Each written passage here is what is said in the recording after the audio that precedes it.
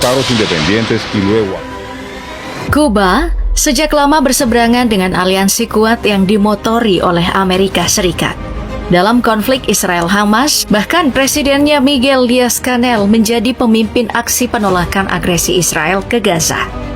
Bersama Perdana Menteri Manuel Marrero dan beribu-ribu warganya, mereka ini turun ke jalan, menyerukan dukungannya terhadap perjuangan Palestina. Ini merupakan aksi protes pertama dalam lebih dari 1 dekade. Mantan pemimpin Kuba Fidel Castro biasa melakukan demonstrasi semacam itu untuk memprotes sanksi Amerika dan campur tangan dalam urusan Kuba.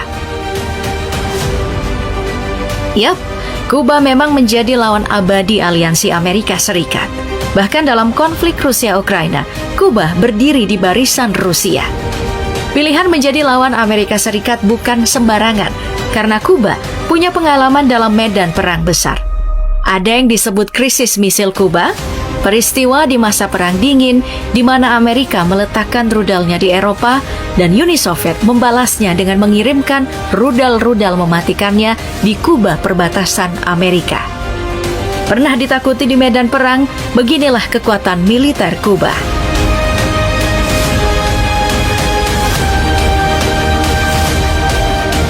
Angkatan Bersenjata Revolusioner Kuba terbentuk di tahun 1950. Disingkat FAR, yang berasal dari bahasa Spanyol, Fuerzas Armadas Revolucionarias. Dengan lambang bundar berwarna biru, hitam, putih, dengan tulisan FAR di tengahnya. Formasi terkininya adalah formasi yang telah dipatenkan sejak tahun 1960. Presiden Kuba sejak tahun 2004, Raul Castro, dalam banyak pidatonya mengatakan bahwa militer Kuba adalah mitra rakyat.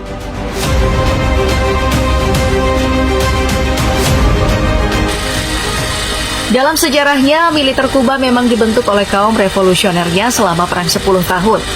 Kaum revolusioner di bawah kepemimpinan Fidel Castro memiliki tentara pemberontakan Kuba yang menggulingkan pemerintahan Fulgencio Batista. Tentara ini kemudian berubah menjadi militer profesional dan mengambil sebagian besar tentara lama dengan membersihkan terlebih dahulu unsur-unsur Batista di dalamnya.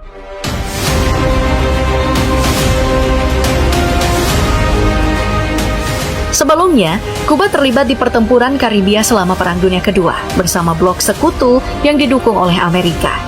Setelah kaum revolusioner menggulingkan pemerintahan, Kuba berbalik arah beraliansi dengan Uni Soviet dan menjadi musuh Amerika.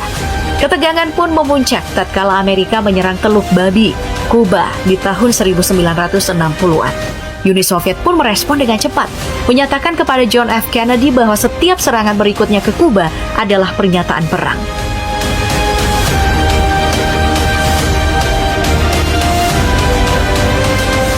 Tidak lama setelah itu, rudal-rudal mematikan berhulu ledak nuklir milik Uni Soviet ditempatkan di Kuba. Satu rudal saja bisa menghancurkan satu kota besar. Amerika yang merasa terancam memblokade lautan Kuba dengan kapal-kapal perangnya. Pesawat-pesawat penyerang Amerika memasang kuda-kuda di Florida dekat Kuba. Keduanya berada dalam ketegangan tingkat tinggi yang dikenal dengan nama peristiwa Krisis Rudal Kuba.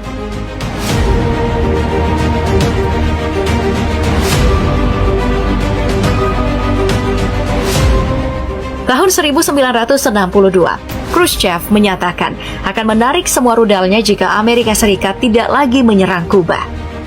Kuba pun diembargo secara perdagangan dan ekonomi oleh Amerika, dan hubungan Kuba-Amerika tidak pernah baik hingga saat ini. Setelah diembargo, Kuba masih bertahan, bahkan menjadi negara pertama mengirimkan bantuan medis ke negara-negara yang terpapar wabah Ebola di tahun 2014. Dan ikut mengirimkan bantuan medis ke beberapa negara selama pandemi COVID-19 melanda.